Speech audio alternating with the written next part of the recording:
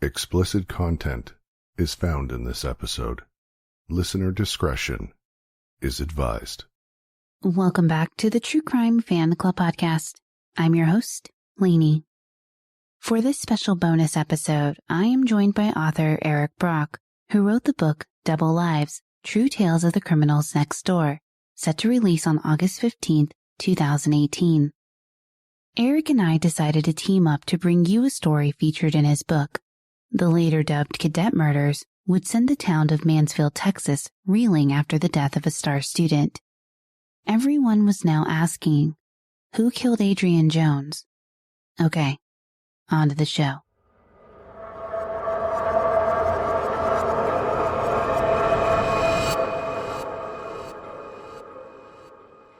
The story begins in Mansfield, Texas, which is a small town just southeast of Fort Worth, which itself is a smaller city to the larger metro area of Dallas in north-central part of the state.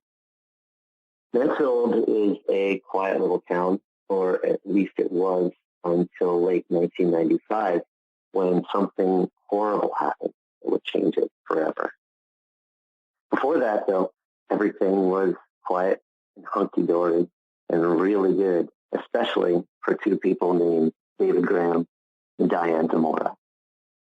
Before we go into the history of David and Diane, I want to talk about Adrianne Jones first. After all, she's the most important part of this story. Adrianne Jessica Jones, whose nickname was AJ, was born on May 12, 1979, in Mansfield, Texas, to Linda Sue and Bill Jones. The eldest of three, her younger brothers Justin and Scott admired and loved their sister.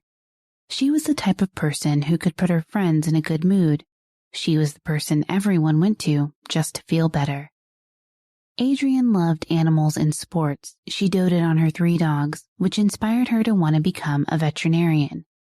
She was very athletic and competed in soccer and cross country, hobbies she continued when she entered high school.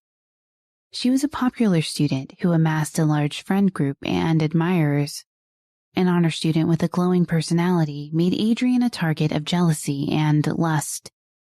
She spent hours getting ready for social events, and her friends often called her a big flirt. Adrianne could entrap you with her gaze and invite you in with her warm smile. She was the very definition of popular. Although carefree and bubbly, she had strict rules to adhere to at home. Like most high school students, she had a curfew and could only use the phone until 10 p.m. To circumvent the curfew rule, Adrianne and her girlfriends would hang out in her front lawn, waiting for friends to drive by. That socialization would consume hours of her time, which she welcomed. From Bill and Linda Sue's perspective, this was fine. It's not as if they thought their daughter was a troublemaker or promiscuous. They just wanted to protect her from outside influences, especially if those influences were bad. She was employed at the Golden Fried Chicken restaurant and built a great rapport with her regulars. Adrianne had come to know many students through sports. That is where she met acquaintance David Christopher Graham. David was born on November 2, 1977 in Tarrant County, Texas. His parents, Jerry, a school principal, and Janice, a teacher, had divorced when David was young, leaving David to choose to live with his father after the divorce. The youngest of 4, David had great aspirations for himself and dreamed of becoming a pilot. He was always interested in serving his community, and to that end, he joined the Civil Air Patrol, which is kind of like the Air Force for kids who are interested in someday becoming part of the military. He even managed to earn his pilot's license at age 14 before he even got his license to fly. Very dedicated, very focused, very interested in serving, protecting, and doing what was right. And then there's Diane Zamora, who wasn't all that different. Diane Michelle Zamora was born to Theodore and Gloria Zamora on January 21, 1978. The Zamora family lived a modest life in Crowley, Texas. The eldest of 4 in a devoutly Catholic Hispanic family, Diane was responsible for being a role model to her younger siblings. In his book, Double Lives, True Tales of the Criminals Next Door, Eric points out that Diane was incredibly devoted to her education. When the family could not afford to pay their electricity bill, Diane often did her homework by candlelight. To say that Diane was a busy teenager is an understatement. She played the flute in the marching band and ran cross-country. On the weekends, she wasn't busy with school activities. She worked at Fast Forward, a teenage clothing store. Like David and Adrianne, she too was an honor student but attended high school 40 minutes away in Crowley. She dreamed of becoming an astronaut, which is why she joined the Civil Air Patrol post and how she first knew David Graham. Her family knew nothing could stand in the way of what Diane wanted, especially when she made up her mind. She dreamed of a life away from Crowley, away from the things that reminded her of her lot in life. That is, until she met David Graham, the summer before their senior year in high school. They started hanging out, then they started hanging out a little more, then they started hanging out alone. The next thing you knew, they were the hot item at Mansfield High.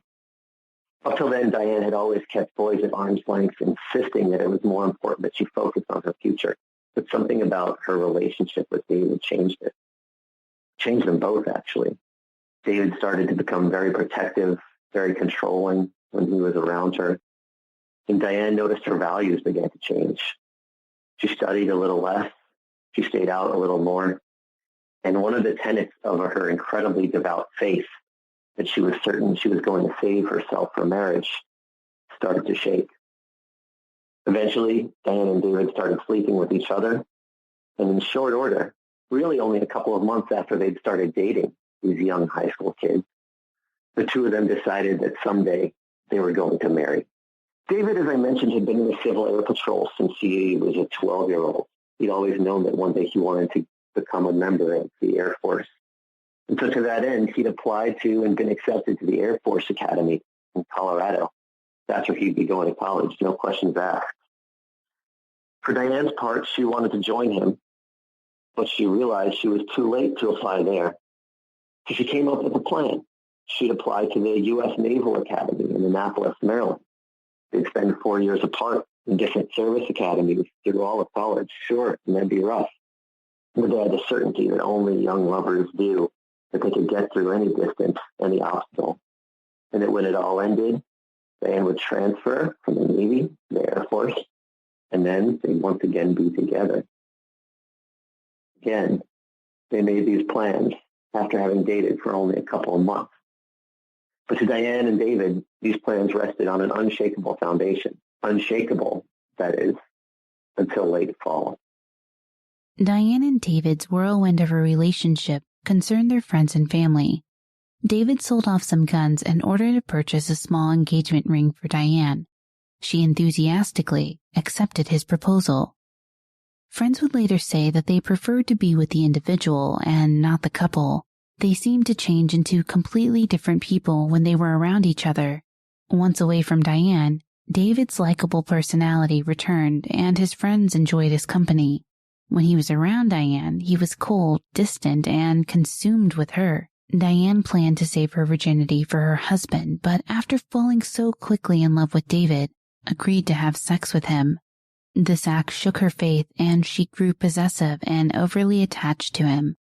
When she was around her friends and family, she would obsessively talk about David.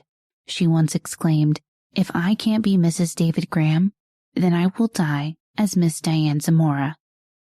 Diane's obsession greatly concerned her family, whose only consolation was that the pair agreed to set a wedding date for August 13th, 2000. On November 4th, 1995, David and Adrianne were competing in a cross-country track meet in Lubbock, Texas. David offered to give Adrianne a ride home once they made it back to Mansfield, which she accepted. David then claims that as they neared Adrianne's home, she told him to take a detour and then instructed him to pull over at a local elementary school parking lot.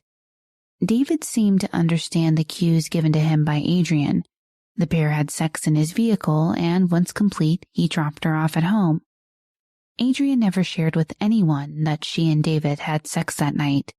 David, for his part, was more forthcoming about his encounter. He felt guilty for cheating on Diane and made up his mind to tell her everything that happened that night, just not so quickly. This didn't come up until December of their senior year. But when Diane heard this, Her reaction surprised, well, certainly David. She didn't get angry. She didn't break up with him on the spot, as lots of girls might have. Instead, in a way hearkening back to her devout faith, she said they needed to repair their relationship, that the stain that Adrianne Jones had imposed upon them had to be cleansed. Diane Zamora insisted that she and David Graham kill Adrianne Jones. David, surprisingly, agreed. She convinced David to call up Adrianne and have Adrianne sneak out of her house late at night on a school night in early December. On December 3rd, 1995, David called Adrianne's home. Linda Sue answered the phone and told the young man that it was past curfew for Adrianne, but she told Adrianne that she would make an exception this one time. Once David had her on the phone, he said he wanted to hook up with her again. He asked her to sneak out of the house and meet him outside at 12:30 a.m. At first, Adrianne was reluctant to do this, but David managed to convince her. When he arrived to pick her up, she got into the car and he drove to a secluded location on Seton Road near Joelpool Lake. As David parked the car and leaned towards Adrianne, Diane climbed out of the car's hatchback and into the back seat. David and Diane had a plan. They were going to break her neck and weigh her body down, hoping she would sink to the bottom of Joelpool Lake. Diane grabs her hair from behind and pulls down, which prompted Adrianne to kick, scream, and scratch at Diane. David tried to intervene, but Adrianne fought him off too. Adrianne threw their plan off, and the pair realized it was, quote, either her or us. Diane grabbed a weight and struck Adrianne several times on the back of the head. Adrianne, disoriented from the blows, manages to escape the vehicle and run away. Diane screams at David she's getting away, and David pulls out a pistol he's carrying with him and runs after her. Adrianne reaches a barbed wire fence, where she attempts to climb over it, causing tiny puncture wounds on her legs. Too overcome with shock, Adrianne collapses in the field. David quickly approaches her and aims and shoots his pistol towards her head. He takes another shot to ensure she's not going to get up. They leave her now bloody body against the fence. David returns to Diane, and she tells him, "We shouldn't have done that," to which David replies, "Now you tell me." The murderous pair head to a friend's house where they clean themselves up and borrow clothes. They pack the bloody clothes in garbage bags and discard them in a dumpster near Diane's house. They then drive to Diane's home where Diane cleans out the car and David vomits after realizing fully what he had done. They decide to fall asleep and go on as if nothing happened. A man driving on Seton Road on December 4th spots her lifeless body. He called police and said he thought he had seen a dead body near the fence lining. Police arrived to inspect the fence and found Adrianne's battered body. At 6 o'clock that same morning, Adrianne's alarm kept going off. Her mother walked into the room and turned it off. She was surprised to see Adrianne's bed empty. At first, she thought Adrianne had gone out for a jog, but when her ride to school came and went, she realized this was not the case. At 8 o'clock a.m., she places a phone call to the Mansfield Police Department and reports Adrianne missing. When she arrives to the police station and provides a description of her daughter, she is asked to wait in another room. Detectives inform Bill and Linda Sue that they recovered a young woman's body near Joelpool Lake. Authorities request that they make an identification. With their world now obliterated and left heartbroken, they confirm that the young woman is their daughter, Adrianne. Her family holds a service on December 7th, 1995. A week later, the school held a service near the track. David chooses to attend. In the days that followed, the town of Mansfield was shaken by the tragedy that had occurred. Police were able to discern that Adrianne had escaped from the home that night on her own free will and volition, but they couldn't figure out where she had gone. Initially, the investigation centered on a teenager named Brian McMillan, who worked at a drugstore near the Subway sandwich shop where Adrianne had worked earlier in her life.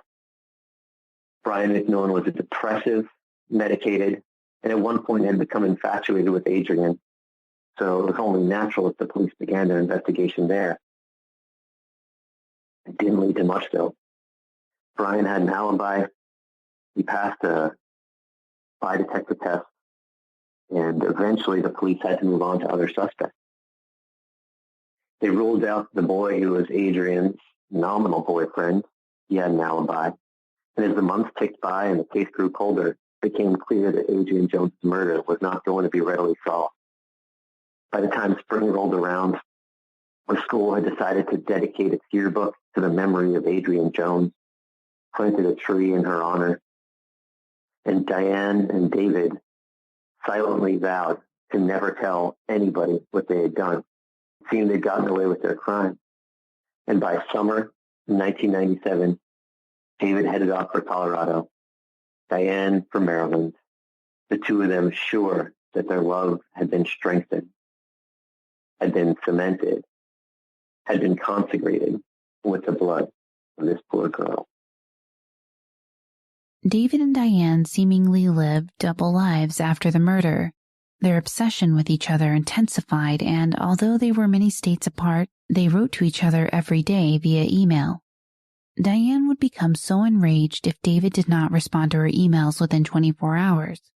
She revealed to her fellow cadets that she was worried David might be cheating on her. If her suspicions got the better of her, she would email David, telling him that an older student named Jay had kissed her. In response, David would remind her about what, quote, binds us together. While at the Naval Academy, Jay Guild, an older midshipman, asked Diane if David had ever cheated on her. Diane said yes, and that she had asked David to kill the girl. Jay thought Diane was just being dramatic and didn't report it to any of the leadership. Diane enjoyed Jay's company and tried to pursue a relationship with him despite being engaged to David. She was conflicted over the emotions she was feeling for Jay, and he saw that. He told Diane that he was not interested in pursuing anything serious with her, and their flirtation fizzled out. Despite the promise of silence, Diane had let the cat out of the bag. Maybe she realized that no one would believe the story because of how ludicrous it sounded. For whatever reason, Diane could not keep quiet.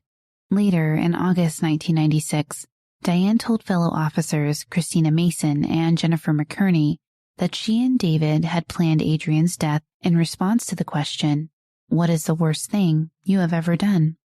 They knew about Diane's codependent relationship with David Graham. It's all she ever talked about.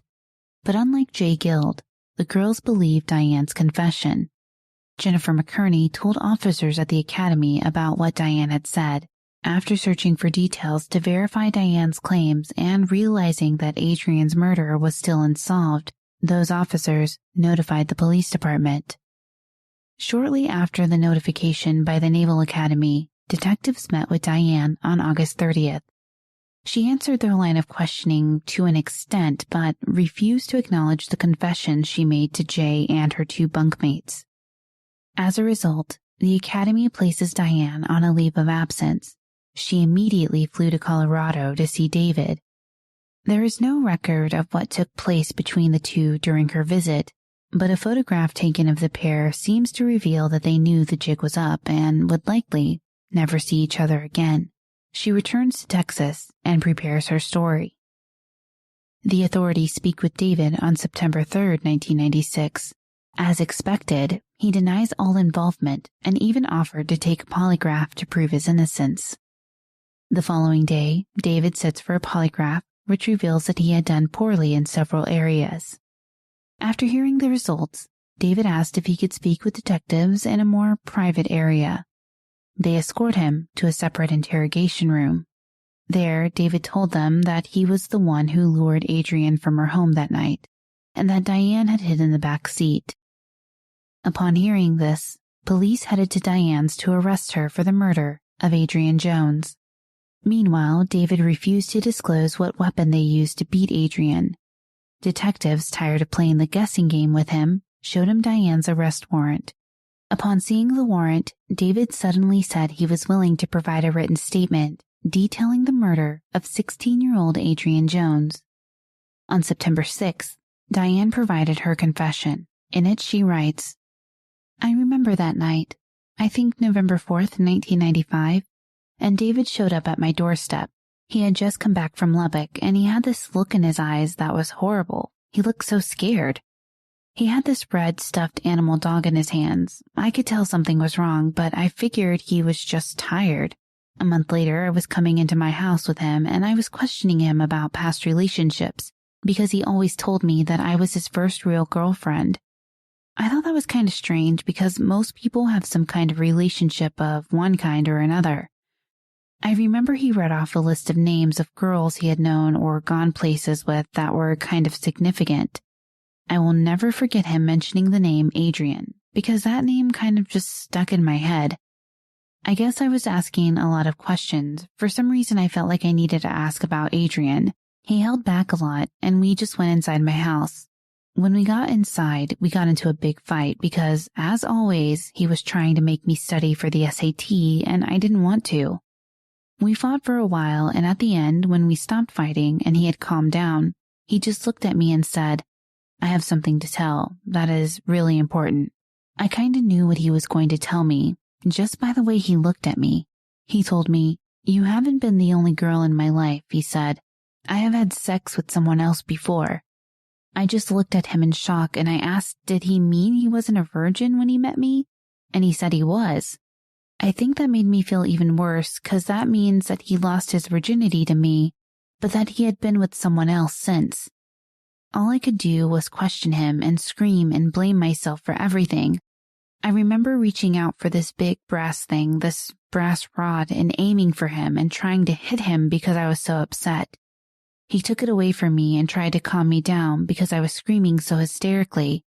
He was trying to protect himself from getting hurt, but he was also trying to protect me from hurting myself because I kept ramming my head against the walls, and when I was on the ground, I kept ramming my head into the floor, trying to crack my skull.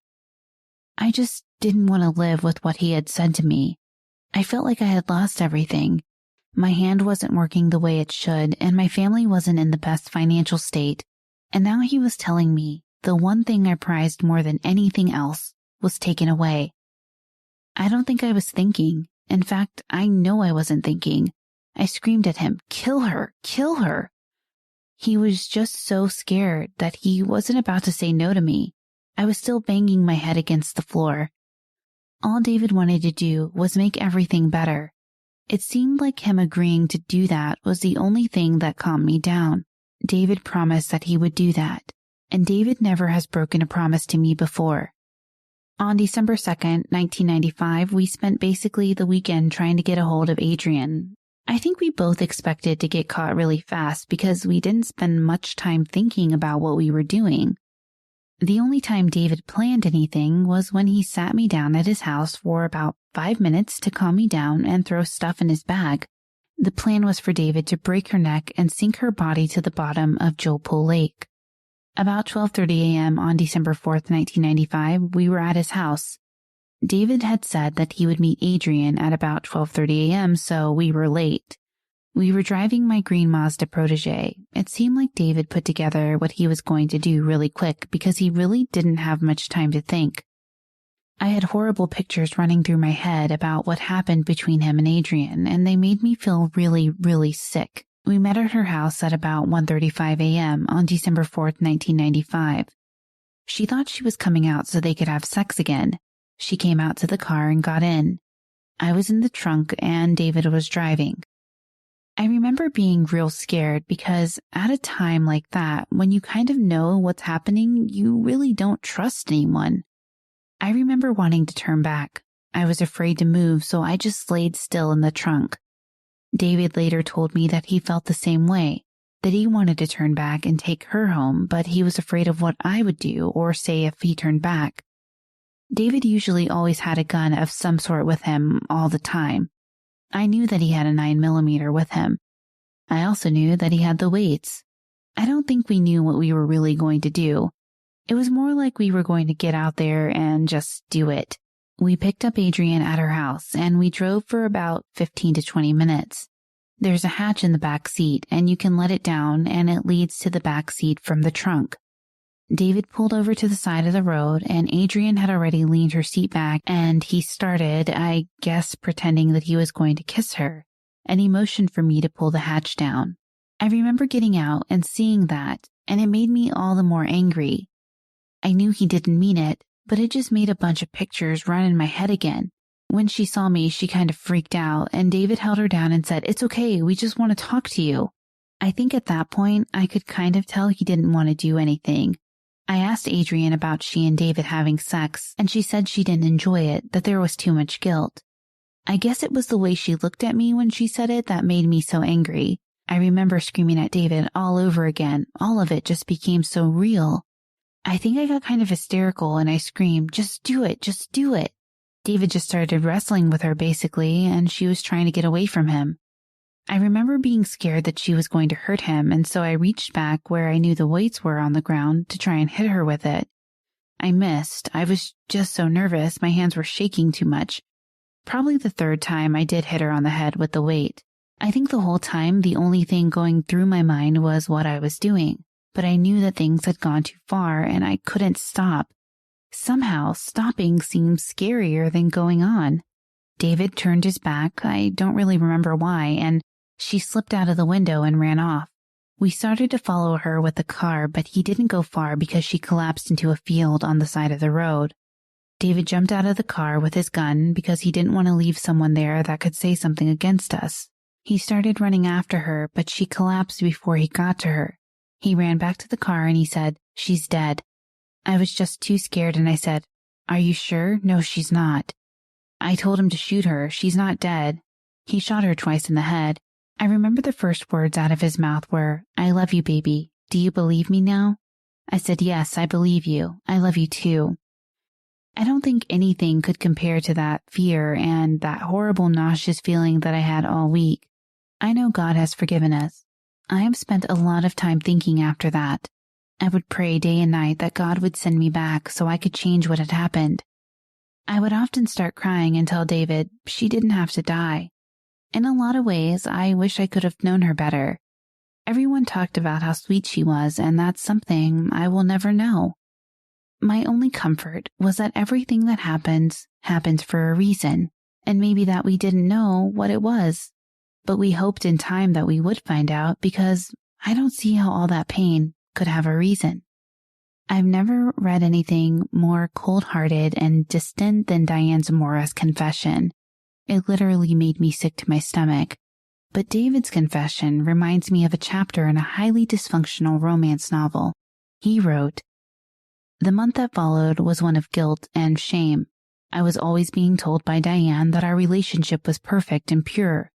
The love we shared would never be broken. No one would ever come between us. No one, that is, except that one girl that had stolen from us our purity. I could never hold anything from Diane, nor she from me. She knew in my eyes that something was wrong the moment I decided to confess. When I did tell her, I thought the very life in her had been torn away. She was angry, she was violent, and she was broken. For at least an hour she screamed sobs that I wouldn't have thought possible. It wasn't just jealousy. For Diane, she had been betrayed, deceived, and forgotten, all in that one meaningless instant in November. The purity which she held so dear had been tainted in that one unclean act. Diane had always held her virginity as one of her highest virtues. When we agreed to be married, she finally let her guard down long enough for our teenage hormones to kick in. When this precious relationship we had was damaged by my thoughtless actions, the only thing that could satisfy her womanly vengeance was the life of the one that had, for an instant, taken her place. The request of Adrianne's life was, not for a second, taken lightly by me. I couldn't even believe she would ask that of me. Well, Diane's beautiful eyes have always played the strings of my heart effortlessly. I couldn't imagine life without her. Not for a second did I want to lose her. I didn't have any harsh feelings for Adrianne, but no one could stand between me and Diane. I was totally in love with her, and always will be. I regret it now, for never did I imagine the heartache it would cause my school, my friends, Adrianne's family, or even my community. I guess I just shut it all out of my mind that instant when I convinced myself that Diane was even worth murder. After Diane gave me the ultimatum, I thought long and hard about how to carry out the crime. I was stupid, but I was in love. Signed, David Graham. Diane and David would have separate trials. The family of Adrianne Jones requested that the death penalty not be sought in the trials. Unlike David and Diane, the Jones family cared about the impact that losing their children would have on the Graham and Zamora family. The trials were short. Both Diane and David tried to point the finger of being the mastermind at the other. The relationship finding it more and more difficult to bear the strain of the brunt of law enforcement and their guilt. What came out over the trial, though, over the course of the investigations, cast the most damning and difficult to understand truth upon the story of David Graham and Diane Zamora. David had told Diane that he had had sex with Adrianne Jones after coming home from the regional track meet in November of their senior year. But it later came out that David Graham had actually left the track meet early, before Adrianne Jones ever had, that he'd never given Adrianne Jones a ride home, and in fact, almost definitely never had sex with her at all. It seems that he told this to Diane Zamora simply to get a rise out of her, to test her feelings for him, to see just how strong their relationship was. When she responded so aggressively, so strongly, he was afraid to back down from his lie and was willing to ride it all the way to the end. Diane and David are found guilty of capital murder in 1998. They are sentenced to life with the possibility of parole after 40 years. They attempted to maintain a relationship behind bars, but they eventually stopped corresponding with each other. Diane is currently housed in the Skyview unit in Rusk, Texas. She married an inmate named Stephen Mora in 2003, but would later divorce him. She recanted her statement and claims to be innocent. She will be eligible for parole on September 5th, 2036, when she will be 58 years old. David is serving out his sentence at the Allred unit in Iowa Park, Texas.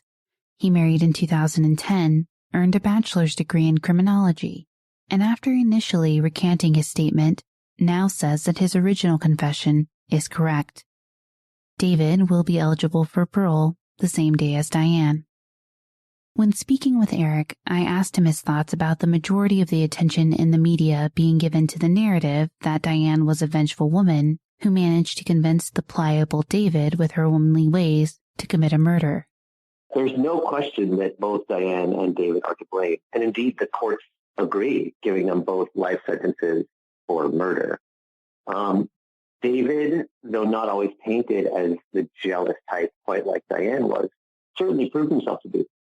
Over the course of their physical separation between Colorado and Maryland, David sent Diane letters, threatening letters, in fact, demanding that Diane stay truthful, faithful, and comport herself with fealty towards him, saying that he was willing to do whatever it took to ensure that she was his and she remained his forever, which indeed is just as possessive and controlling as anything Diane might have been said to do with David.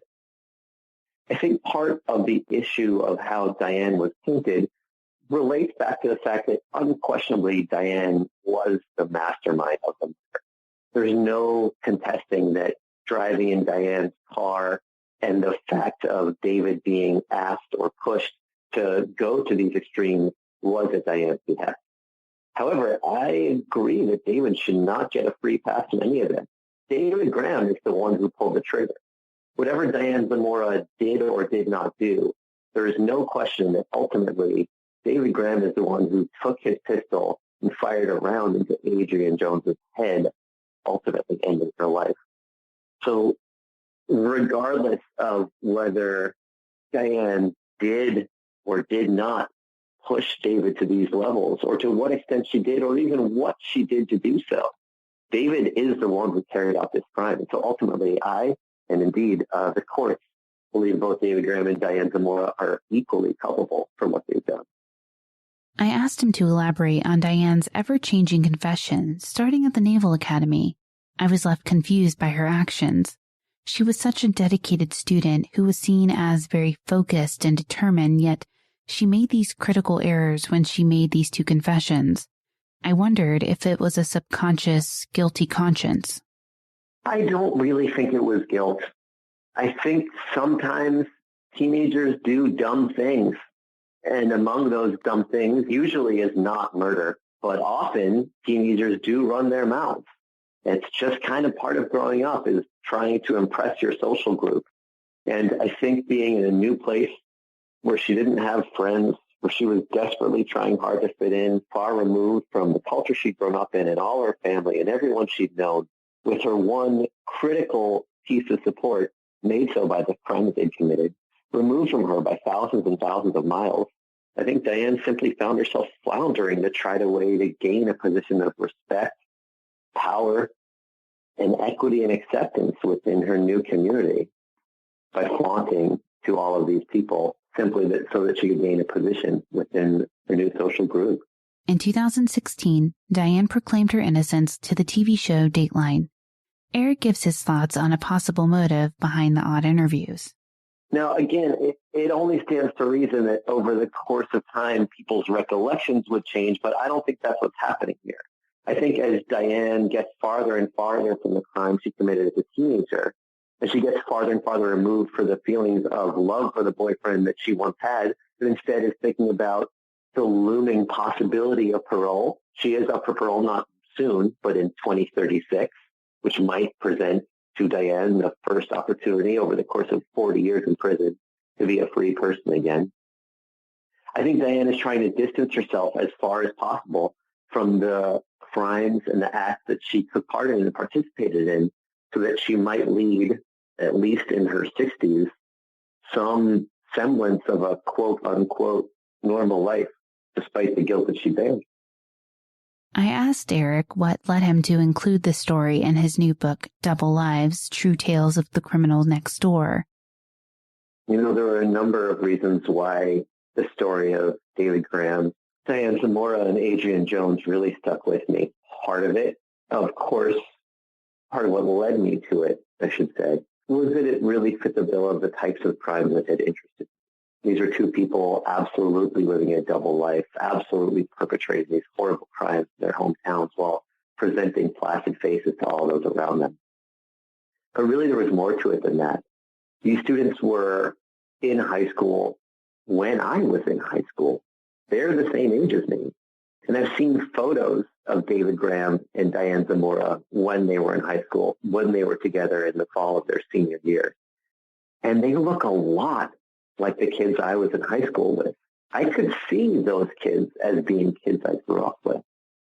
And so thinking about researching this book and starting on this project because I was inspired by what had happened to some of the kids I knew as a youth, it made me think that I really, really needed to work to include the best and most comprehensive story I could about these two, or really these three young people, and what happened to them late fall, early winter day in 1996.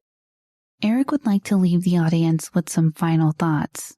You know, one thing that was really interesting to me as I was researching Double Lives, True Tales of the Criminal Next Door, is that more of my friends from high school died as I was researching and writing this book. A number of them, actually. And it was for a reason very different from the reasons that other people had died earlier. And it had to do with opioids. Over the course of me writing and researching this book, 2 more students that I went to high school with, 2 more of the 60 boys from my grade died from opioid overdoses. And more in America, that's unfortunately becoming the new normal. We are all starting to find that people we know are leading secret double lives that aren't necessarily criminal, aren't necessarily painful or harmful to anyone other than themselves. And having talked to sheriffs and law enforcement officers all across the country while researching this book, I've heard time and again that the new single biggest threat, the new single biggest double life that people are leading is addiction to opioids and the opioid epidemic that is spreading across the country.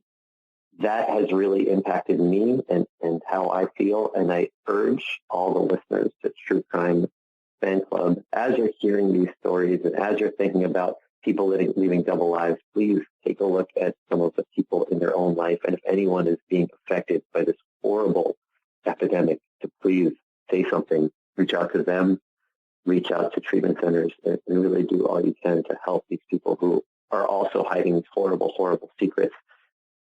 Eric has graciously offered to provide an autographed copy of his new book, Double Lives, True Tales of the Criminal Next Door, to one lucky listener of True Crime Fan Club.